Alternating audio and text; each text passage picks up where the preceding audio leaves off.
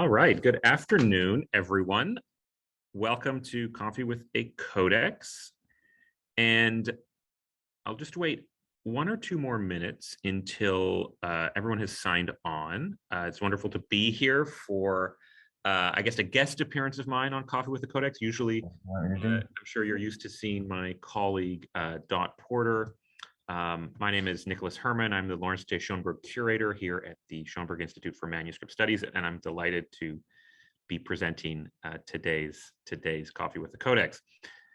The topic today is an interesting one, at least to me: forgeries, and of course, in the world of medieval and early modern manuscripts, the topic of forgeries remains kind of shadowy and slightly unknown. Conventional wisdom is that manuscripts can't really be forged because they're so labor intensive. But we'll look at a couple of examples today where that is really not the case. A few examples we have in our own collection of items that to some extent or another have been forged. But of course, there's a lot of different types of what we could call forgeries. There are things that are purposely meant to deceive, and things that are made for an artist's own purposes, and many things in between. So we'll look at some of those, and it's a topic that particularly interests me because I taught an entire course on forgery in the world of art and the world of rare books last year. I hope you can all see the video screen, the overhead screen, where I will be showing you some items in just a minute. And I ask you to all please make sure you're muted as you watch. So without further ado, I'm going to get started with a couple of items that show us the extent to which the sort of tourist trade or the interest in collecting has led to some creative modern forgeries meant to deceive collectors. And I'm going to start, actually going to start with a small book here.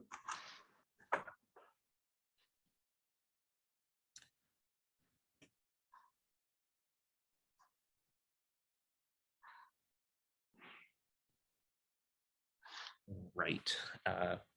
So this is a, oops, just ask that everyone please mute when you're joining. There's a bit of background noise. There we go. This is a Ethiopian prayer book, and it's written in Ge'ez, so the language, the kind of liturgical language of Ethiopian Christianity. And you noticed probably just as I was beginning to flip through it that it had a full-page miniature of the Virgin Mary and Child with 2 saints.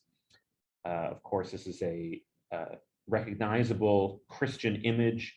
But what's interesting is that if one looks closely at the kind of material aspects of this codex, which itself may date from the 19th century, of course, scribal cultures in Ethiopia continued into the early modern period, even into the modern period, and even the present day. There are still scribal cultures there. There are still scribes who work to produce liturgical manuscripts. But of course, with that came a thriving trade in increasing the value of text manuscripts by adding in some illuminations. And that's what's been done here. This is a full-page illumination that's actually added over a text page. We can see that there's ruling underneath it.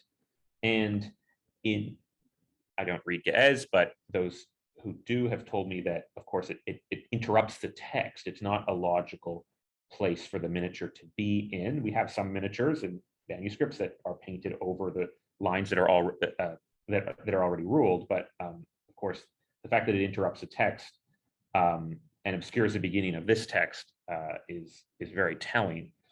And of course, it's a very recognizable full-page image. It's exactly what you would want if you were in a tourist shop in Addis Ababa, for example, and looking for a manuscript to buy and bring home.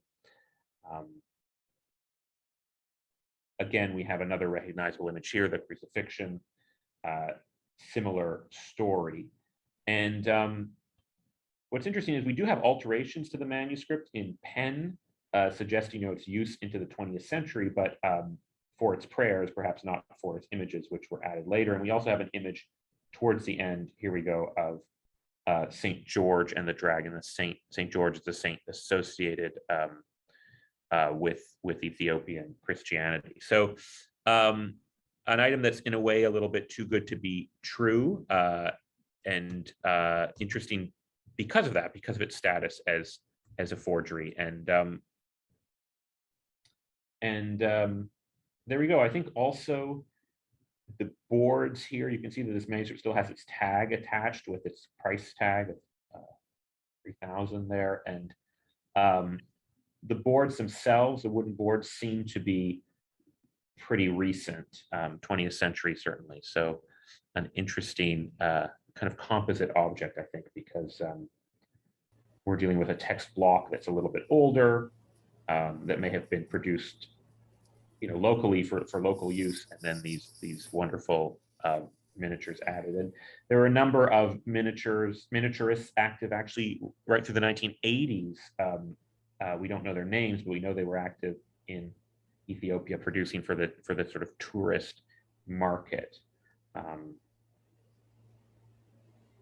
So there's our first example of a forgery. This is in our collection. This is in the Lawrence J. Schoenberg collection, LJS 102. I think it may have been purchased as an example of a forgery, not necessarily having not necessarily deceived its collector, Lawrence Schoenberg, who then donated his collection to Penn. I see we have a comment from Lisa Fagan-Davis. One interesting thing about the boards is that it looks like the lower board is flush with the book block, and the upper board definitely isn't.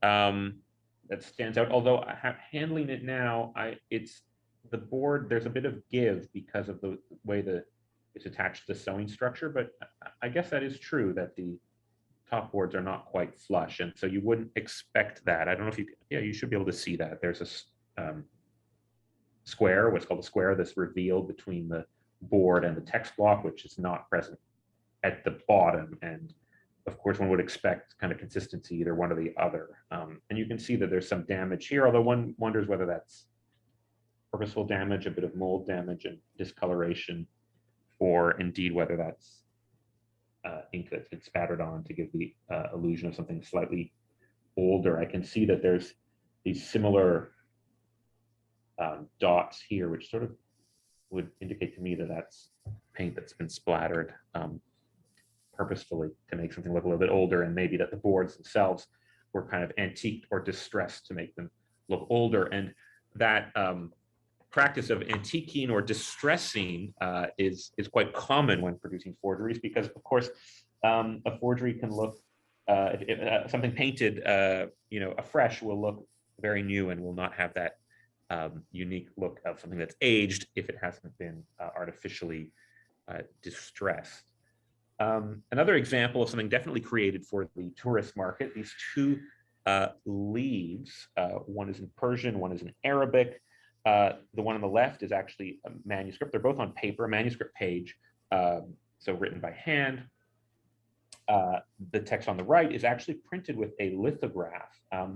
It looks manuscript, the text at least looks manuscript, but actually if you examine it closely, you'll see I'll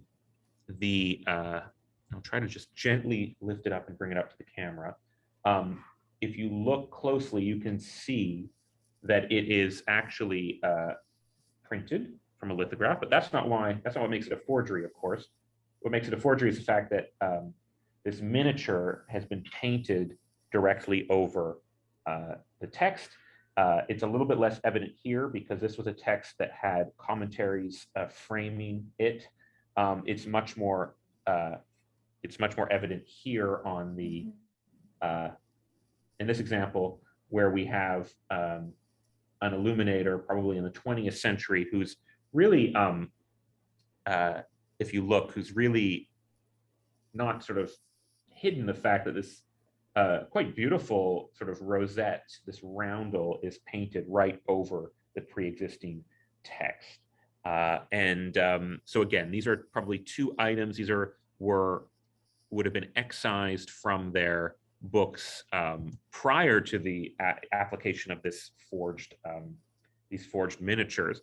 And of course, forgery is a category, a kind of conceptual category that we apply to things. It doesn't have anything to do with the quality necessarily of the work, because both of these are very, finely painted. Are they as finely painted as classical Mughal miniatures of the highest quality? Maybe not, but they are themselves accomplished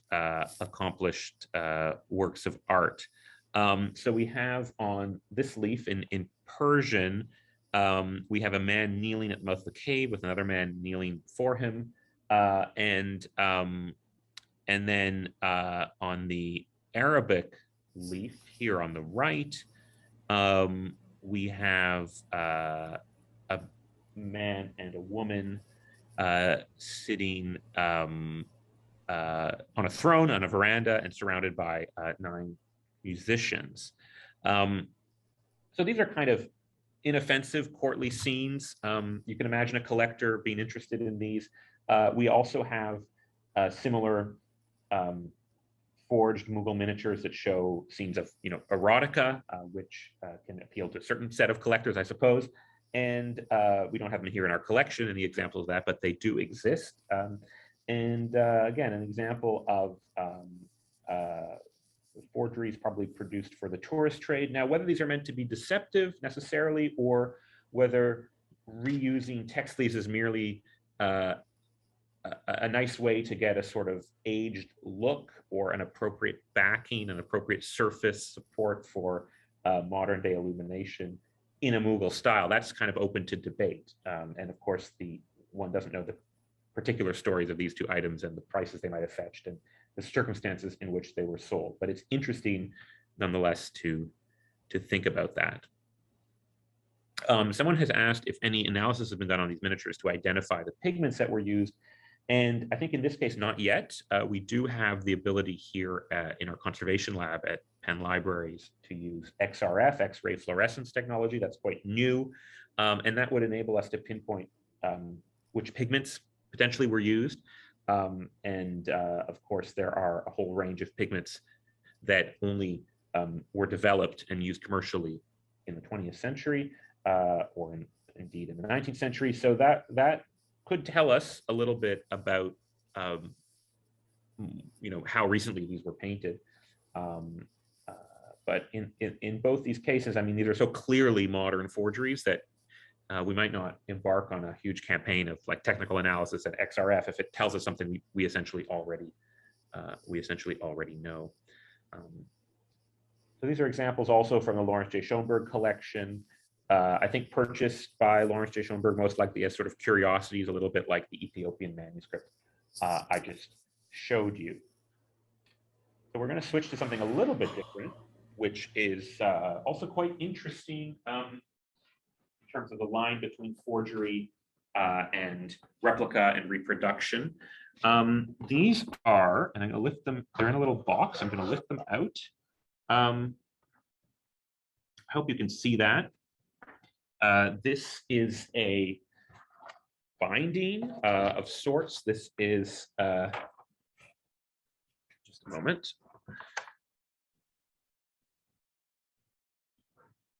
I can actually open it. So it's 2 wooden boards, you can see, right? And affixed, connected with a leather strap. And as you can see, right, this is a binding, or at least imitation of a binding. And it's got coats of arms here. It's got 5 coats of arms. It's got tooled work here with some gilding below it. I hope you can see that as I bring this up to the camera. There's tooling. And here we have a scene that's sort of hard to interpret. It looks like maybe a nobleman on the left. He's wearing kind of a fairly fancy robe, and he's talking to 4 men who have very tattered clothes. One of them, or a couple of them, have sort of walking sticks or bastons or something, and they're dressed quite modestly, and their clothes are kind of in tatters. I hope you can see down there. So it's a sort of genre scene. Doesn't really represent anything in particular. If anyone has sort of any kind of basic, say, familiarity with Renaissance painting and with this type of object, you can probably tell right away that this is very clumsily painted and really not likely to be original from the Renaissance. This is actually a reproduction Bikerna cover. So a Bikerna, this is a type of object that was quite common, especially in Siena in the 15th century. These were quite elaborately painted covers for tax documents and documents related to confraternities and groups of artisans working in Siena. I can a little bit later post some links about these. Bikerna, B-I-C-C-H-E-R-N-A, is this word in Italian that we use for these objects. And many of them are very wonderful and show secular scenes, the original ones, I mean, from the 14th and 15th centuries. This one is a reproduction, or at least not a reproduction, but a full-out sort of attempt to make something look like that looks like one of those Bikerna bindings. So it probably never actually had anything within it, because these Bikerna bindings have long since, most of them have long since been dissociated from the texts, the text that they contained. And this wood, it's really interesting. It looks almost like cedar, which would be a very strange wood to have been used at the time. And it's got these wormholes, interestingly, right, those would be difficult to fake. So this is an older piece of wood that I think has been split and used as a support. And incidentally, the fact that these worm channels, I hope you can see them, and I'll lift them up a little bit and closer here, right? These would not occur like this normally. This is a piece of wood that's been cut in half, right, after the worm has made its channel, because worms don't channel at the surface of the wood, they channel through it. So that's a little bit of a clue that this is not the sort of original surface. The front, or if it's, yeah, the front is a little bit clumsy. Someone in the comments, Peter Kidd mentions this perhaps meant to be Joseph and his brethren. That could be. Sort of, it would be a strange scene to have on such an object, but again, the back represents these fictitious coats of arms. And again, they're sort of Renaissance all'antica decoration. It's meant to look like a Renaissance object. Interestingly, and in our catalog record, especially, this object is associated with a particular individual, a particular forger who lived in Siena in the end of the 19th century, beginning of the 20th century. Icilio Federico Ioni, who was a accomplished forger, and he was among a group of Sienese artisans who kind of blurred the lines between reproduction objects made for sale to tourists and full-out forgeries. And the really interesting thing about Icilio Federico Ioni, and I'll try to drop in some links, is that he was kind of a bit of a dandy and a bit of an adventurer, and he wrote an autobiography in Italian that's been translated into English, called Affairs of a Painter, which is a really interesting read. And he talks about how he, here's a link about him, but there's lots of information about him online. And the Beinecke Library at Yale has a very similar object. But he wrote about his adventures as a forger and as a kind of, dandy, sort of running around Siena at the beginning of the 20th century, and how he deceived all sorts of famous art historians, including Bernard Berenson, one of the most famous American connoisseurs of Renaissance painting. And when his book was translated into English at the time, Affairs of a Painter, Berenson's name was changed. He was called Somberin, which is of course, an anagram that's pretty easy to decipher. But it was thought that it would be too scandalous or too damaging to reveal that he had tricked one of the great masters of connoisseurship of the 20th century. So that was altered in the English version of his book. I'm not sure if this particular object really was painted by Icilio Federico Ioni. There are others like it that are more in his kind of style. He was, he was quite accomplished, and I'm not sure he would have painted something quite so sort of caricatural and crude, but it's certainly associated with that moment, the early 20th century um, of optimistic reproduction objects created for the tourist market. What's interesting about this Bikerna too is you can see it looks quite dirty, it looks quite distressed, and again, Yanni in his autobiography talks about all of his different processes for aging, antiquing the things he was making. He made a lot of sort of Renaissance altarpieces, triptychs, religious images, and of course, and some of them, modern scholars who can quite easily identify them, have shown that the facial features of some of the figures, especially of the Virgin Mary, really look a lot like early movie stars, like Greta Garbo, for example. So there's this theory that the forgery always sort of betrays itself a generation or two later after it was produced, because people can start to see the things that are, the inescapable kind of artifacts of the time when it was actually made that are present in the forgery. But yes, so this is kind of aged, antiqued. Actually, Yoni in his autobiography, as he discusses these ways of aging gold so that it looks much older, he talks about soaking it in urine, believe it or not, and leaving these things out in the sun to dry and kind of crackle. Getting this kind of antique surface was a great goal of anyone trying to forge a Renaissance object, or make a forgery of a Renaissance object like this. It's not particularly convincing in this case. It looks like someone sort of taken shellac and kind of slapped it on. So there you go. An interesting object, associated, if not by Icilio Federico Ioni, associated with that kind of moment of forging Renaissance objects in Siena in the early 20th century. And I see that comment from Lisa. I have actually right here a photocopy of when this object was sold, the catalog information. So this was sold in 1988 at Christie's in London, and of course at this point as well, this was known to be a forgery. So that might have been only 50 or 60 or 70 years after it was painted. Book covers in the Bikerna style of 15th century Siena by Icilio Federico Ioni, depicting the parable of the tillers of the soil. So that, I'm not sure that's really what is depicted, but that's what our 1988 catalog record states. And a modest but not insignificant reserve or estimate of 300 to 500 pounds. Incidentally, Ioni, because of his amazing autobiography, and there's been a couple of exhibitions that have focused on him, his works are now actually fairly sought after, and well, obviously not as expensive as originals, have become valued at auction.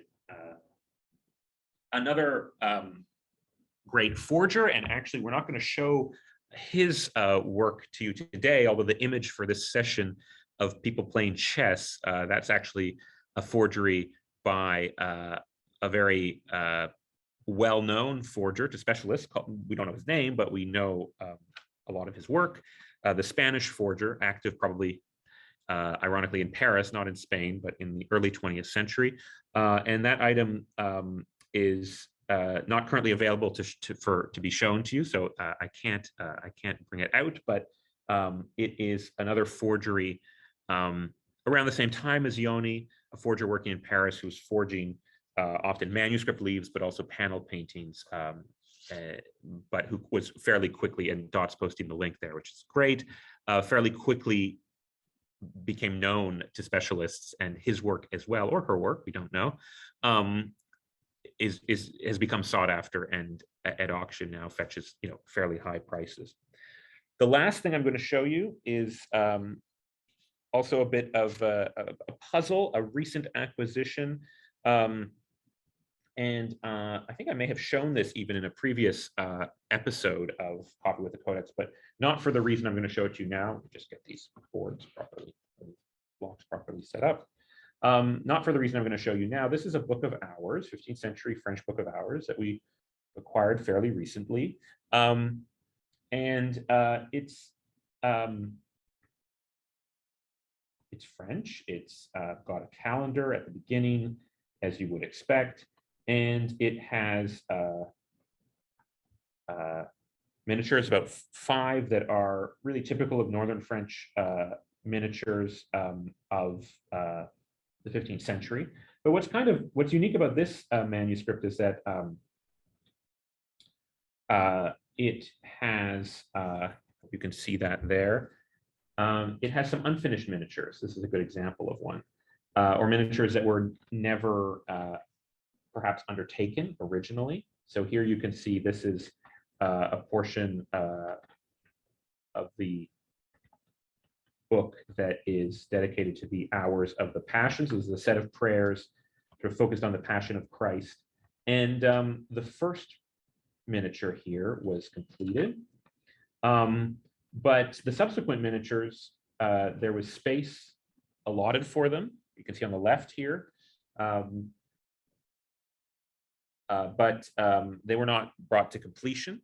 And that's not totally unheard of, that we have books of hours in varying states of completion, and sometimes with miniatures missing that were never done. But what we have here is we have some drawings. This is the arrest of Christ.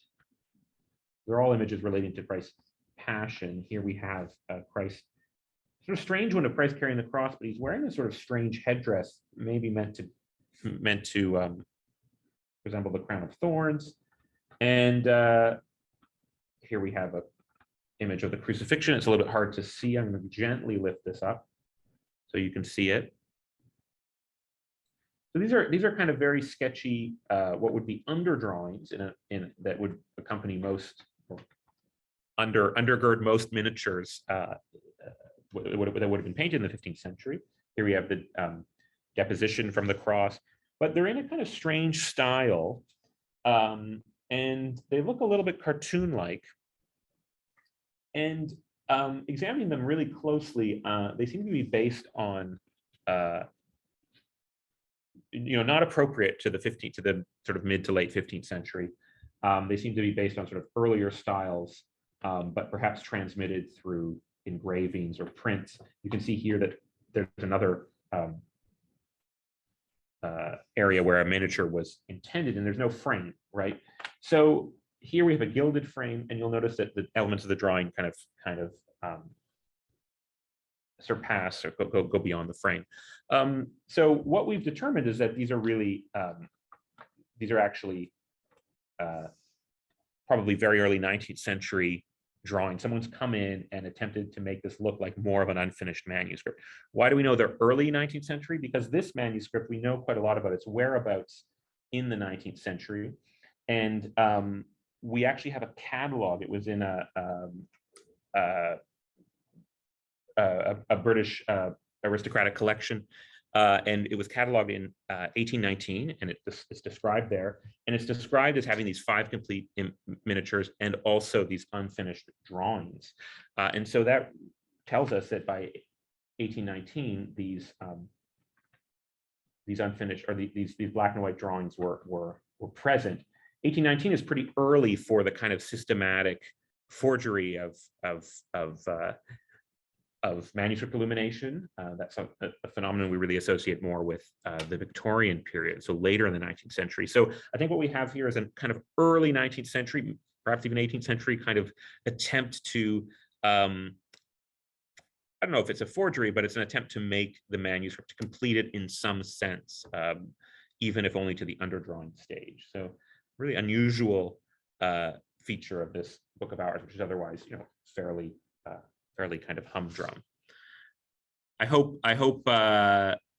you found this informative. It's coming up to 12:30, so if there aren't any questions, I think we will end there. Dot has very thankfully posted all of the links to our catalog records, which will have more information and the complete digitizations of all of these objects, and also a link to our next episode on February 2nd, where we're going to be looking at a 13th century compilation of canon law. So thank you for attending, and have a nice day. We'll see you in a week.